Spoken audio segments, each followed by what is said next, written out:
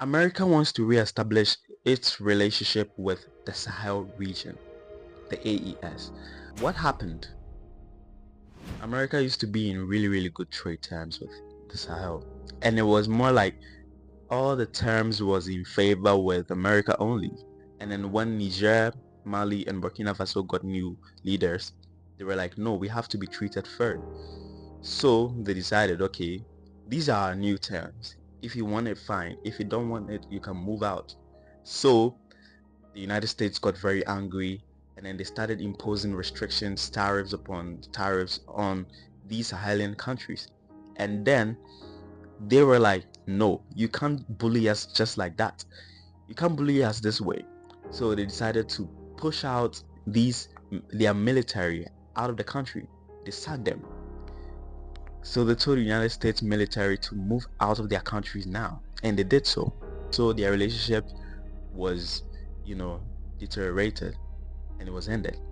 Now United States is using a different strategy to come back to, do business with Niger.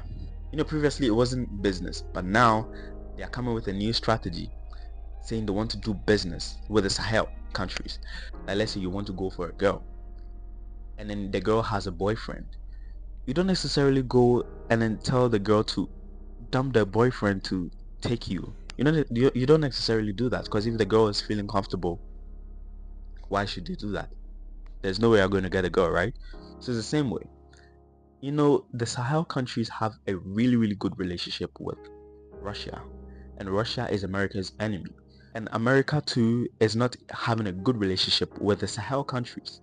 So the best way to go is to come in a very soft manner. That, okay, we want to do business with you, establish trade relationships and all that, in a way that is fair among everybody, where everybody is treated equally and fairly. This is really, really good. I feel like this new strategy the Americans are using is really good, because in this way nobody is mistreated, nobody is treated poorly or anything. And one thing that also caused the relationship to deteriorate previously was because one senate in America said this about African countries. Not all the African countries, I mean the Sahel countries. That is when the Sahel countries pushed out the American military. Let's look at that. The government in Niger is using the well-being and health of our service members as leverage to get what they want out of our government. Our troops aren't getting medicine for malaria, for cholesterol, for their blood pressure, chronic conditions. And I've received the letters from the wives, from the fathers of the people who are in Niger now, and they say, we know that our family members are being extorted by the local governments when they try to leave, hundreds of dollars to even bring a bag through the airport. We know that Russians are behind the wire. You know what a real U.S. president would do? Say that C-130s are on their way to Niger today with the water and the medicine and the food our troops need, that they will have a full fighter pilot escort there. And if the Nigeri government or any other third world thug tries to even turn on their air defense systems, we should show those leaders and those thugs what the target package looks like on their houses and their family members, because it should not be Americans that are suffering because President Biden and Blinken are so embarrassed that their strategy in Africa failed that they're willing to let Americans' conditions deteriorate.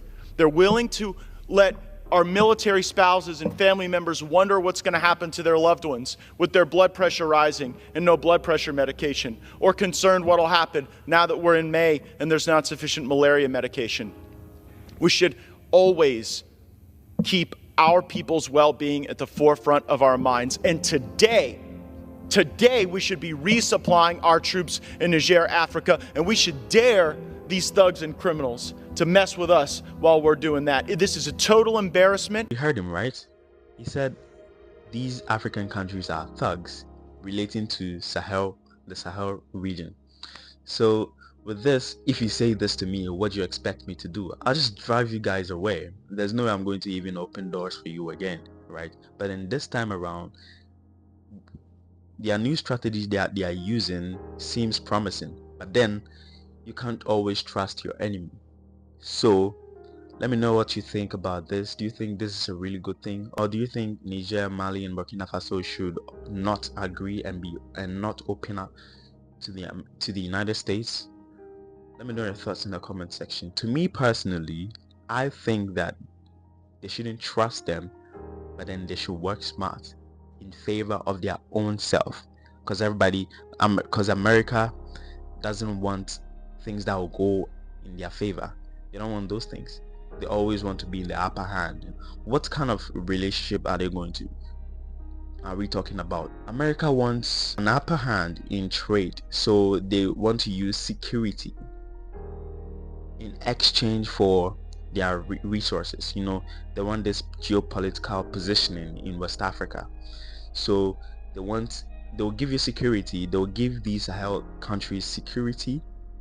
That's military effort, military arms, and all of that. They'll give them the security they need in exchange for their minerals. Mali has gold, Burkina Faso has lithium, and all of those things, and Niger has uranium. So these mineral resources are very, very important, very necessary for the geopolitical positioning of America. So because they need this, they will exchange that for security. I don't know if this makes sense, but yeah, that's the whole point of this, new trade relations and all that. So yeah, let me know what you think in the comment section, and I'll see you guys in the next one.